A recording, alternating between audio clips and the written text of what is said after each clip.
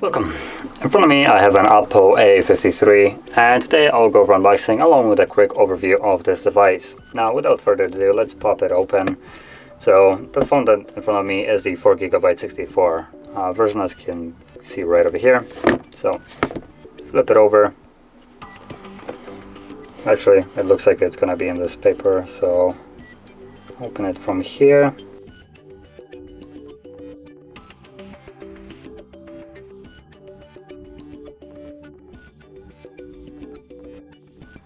So obviously nothing in here apart from some information. Gives us the info that it's a 90 Hz refresh rate, 18 watts charging, 5000 milliamp hour battery, and that's about all we get from the important stuff. So just put that to the side and let's open up the phone itself. And there we go. So in here, clearly you can see right at the front we have same info here, the phone, and something that I like to always see, which is a case. So if I take it out, some paperwork along with the case. Now I'm not gonna be bothering with the paperwork, so I just slap it back in here. And then we also have a charger. So that's the, I believe, 18 watt charger probably. Yep, 18 watts. Not sure if it's visible. Hopefully it is visible there. So that's the charger and also the cable. It's Type C to Type A. And that's all we get in the box. So I'll just close that, put it to the side again. So there we go. That's all we have in the box. Now let's pop it open. Now the packaging, obviously you can see nothing really special here.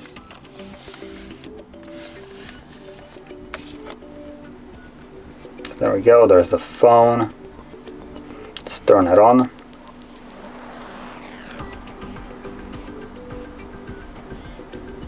There we go. For a second there I thought that it might be not charged.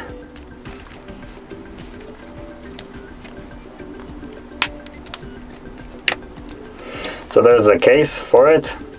As you can see, it's just a typical silicone case. It covers the camera bump, so you won't scratch your lens. As a whole for the fingerprint sensor, which obviously it has a fingerprint sensor. And then something that I'm not a big fan of, it creates these bumps on the edges. So you can see it right over here. Here, so you can place your phone on the screen and it won't be scratched up because they will be protecting it. So I'm gonna go through a quick setup here. Let's just select whatever here. Now while I'm setting it up, I will say that this phone has a 6.5 inch display. Now it is just a HD display, so 720 pixels by 1600. Not the densest display, but honestly looking at it right now, it looks fine. It's vibrant, it's okay, I would say, especially for the price that it comes in. Also has a 90 Hz refresh rate, which is one of the, oops, not what I wanted to, which is one of the nicer things that I really like. When budget phones actually come with a high refresh rate, that is super nice to see. I commend whoever went with that decision. It's just amazing. So I'll just go through it. Now it does have an 82.9% screen to body ratio, so not the best one, but I would say for the price that it comes in, it's more than good enough. And honestly, apart from that, it's just an aesthetic. It doesn't really give anything apart from smaller bezels. So the biggest one is right here, as you can see, this black bar, and that is the primary one. Everything else is basically really nice and modern looking, along with the hole punched camera even. So now that the device is set up, let's just also max out the brightness. But this is maxed out brightness right now, and it looks okay, honestly. Not the brightest one, honestly, but it's okay. After all, it's just an LCD IPS display, so I would say it is fairly decent for an IPS here. And now at the front also, the glass here is in Gorilla Glass 3. So not the best one, but again, for a budget price range, I would say this is more than adequate here. And when it comes to the resolution, it's 270 pixels per inch. Like I said, it's not the densest one, but in all honesty, it's okay. I don't see any kind of like pixels glaring ones at me when I'm looking at up close. It looks completely fine to me, and I can even bring it up closer to the camera so you can get a look at it. So in my opinion, it looks completely fine. Now moving on to the camera setup at the front, as you can see that cutout right over here, this is a 16 megapixel wide sensor, which that's gonna be a little bit of a weird kind of thing that I've seen here. So the selfie is a 16 megapixel, while the back one, the main lens, is a 13 megapixel. So you have a higher quality lens on the front rather than on the back, which kind of threw me off. Not really sure why, but yeah. So the 16 megapixel at the front shoots at 1080p 30 frames. Obviously nothing really special here. And lock it and go to the back. Not the back, with the triple camera setup. The main one, like I said, is a 13 megapixel here, which, like I also said, is kind of weird. Then we have what I would call two useless lenses, but we will see. Sometimes they do happen to actually be better than the main sensor. So we have the 2 megapixel macro and 2 megapixel depth. Now obviously the depth one is flat out just useless. No matter what phone I looked so far, that sensor is, it just has no place. It does nothing to improve the picture quality, and even certain cases I've seen it make the photos come out worse. So yeah, but the macro lens sometimes does hold up and captures better photos than the 13 megapixel. Now this is fairly rarely, and most of the phones that actually include these two useless lenses are the phones that actually come with a higher main sensor, like 64 megapixels instead of 13. So in those cases, macro is useless, but in 13 megapixel, we'll see. So I have my little subject right here, plenty, and let's pop open the camera and see how it will deal with it.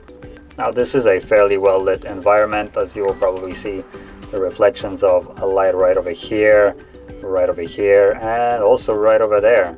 So this should come out fairly good. And if the photos is bad, it's not because of the lighting. So first off, we have micro lens that apparently pops up, as you can see right over here, slit writing.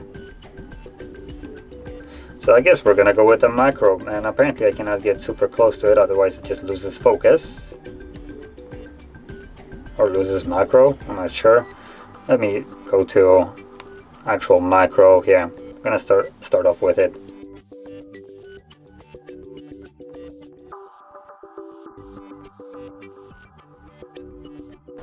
Now right now I'm testing how close I can get to the subject before I lose focus. And it looks like it's about right here. So this will be the macro, and I didn't want to close it. So let's close out macro and go to portrait. Portrait will be using, I believe, the depth sensor, which will try to create this fake bokeh effect, and that's some of the times where the photos just come out like utter garbage because of it. So let's see if this will be the case here as well. Now without actually moving, I'm gonna go just to photo, which will remove the bokeh. There we go. Okay, so this is without the bokeh, the first one that we're gonna look at least without using the depth sensor. And it looks almost respectable. When you zoom in, it's grainy, it lacks quality in my opinion, and just kind of gets blurry just because of the 13 megapixel sensor. Now, next photo is going to be the one with the bokeh. So you can zoom in. Now, straight off the bat, it looks a little bit lighter, and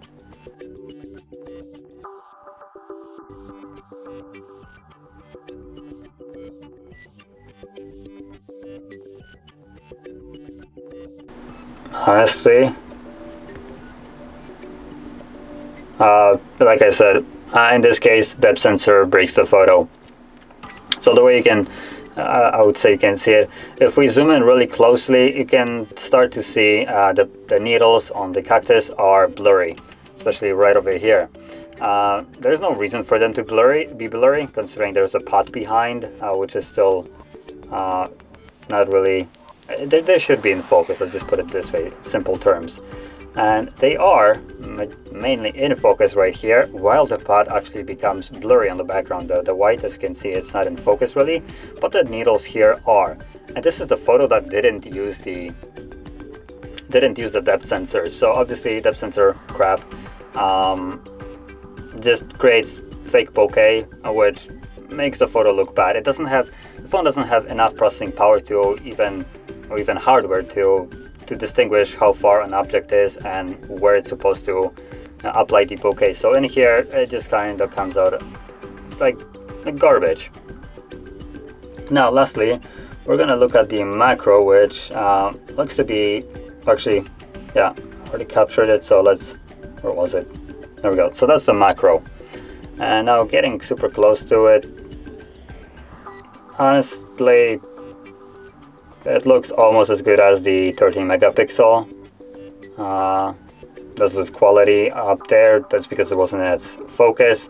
So primarily the focus was right here. And just to compare it to the other one, the 13.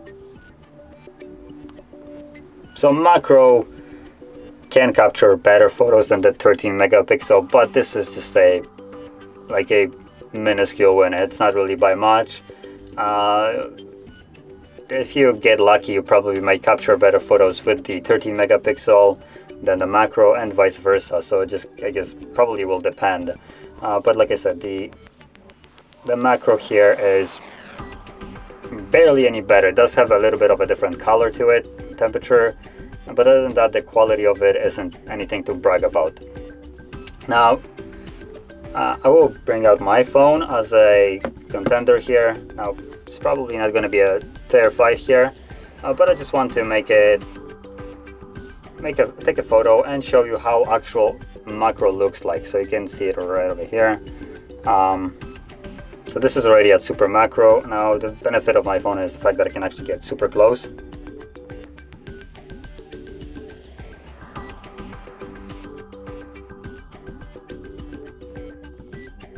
So as you probably also seen, my hand was fairly shaky, but obviously the comparison of this is just on a whole new level. This is a macro shot. That's how it's supposed to look like. Whatever we have here is just a poor excuse of wasted money on a lens that doesn't really bring up anything. So let's set my little subject to the side because we're done with it. Now lastly, I guess we can go into selfie and quickly see how it looks like. Now, oh, there we go, it fixed it.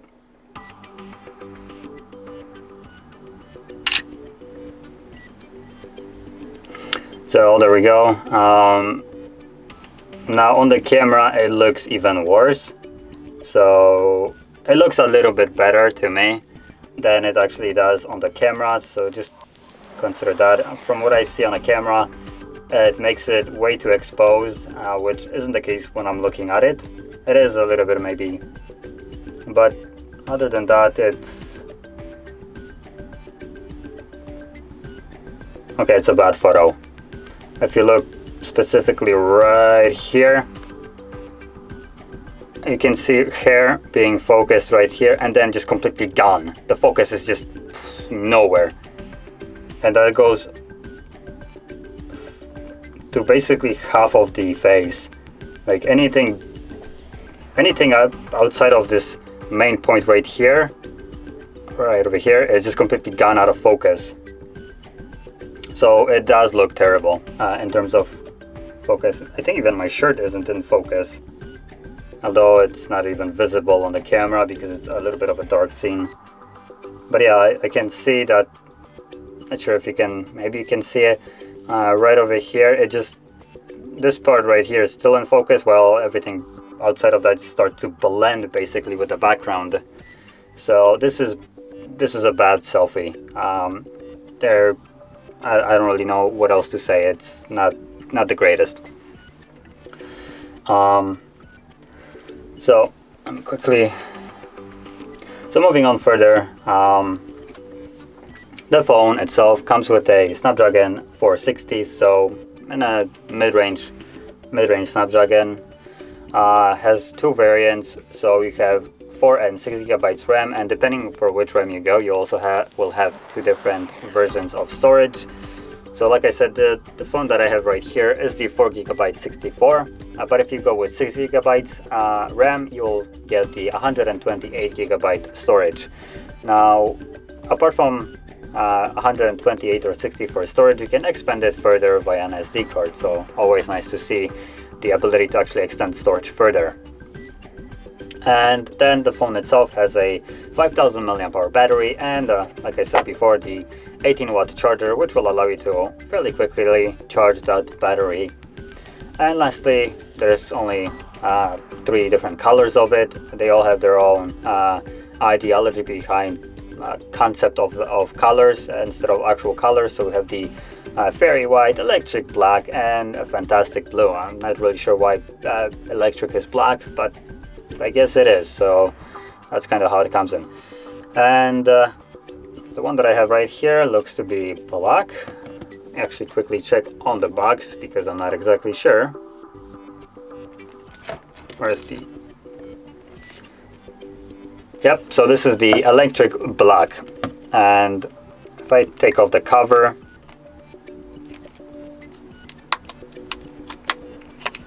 there we go. So you can see that's kind of how it looks like. Now honestly, it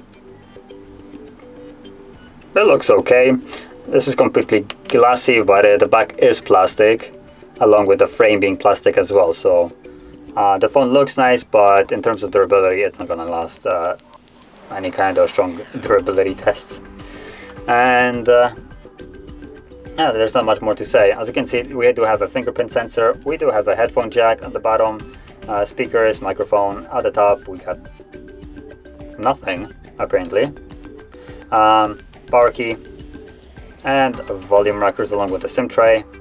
And one thing that we cannot see that I consider fairly important is NFC. And the phone actually has no NFC. So that's a bit of a shame. But lastly, like I said, it is a budget phone and it comes around $220, and for that price I would say that it's a fairly okay device. Now, if you like it or not, it's completely up to you at the end of the day. The UI might not be for everybody. As you can see, it does have a completely different interface UI.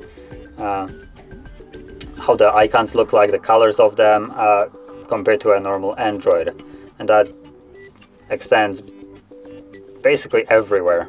So settings, even dialer has, actually no, dialer looks to be fairly stock, but you can see that there is several places where their icons, how they look like, the colors of them are, well, seen, and not everybody will be a fan of that. So yeah, now that being said, this would conclude the overview of the device. It is a fairly good device, so not much more to say.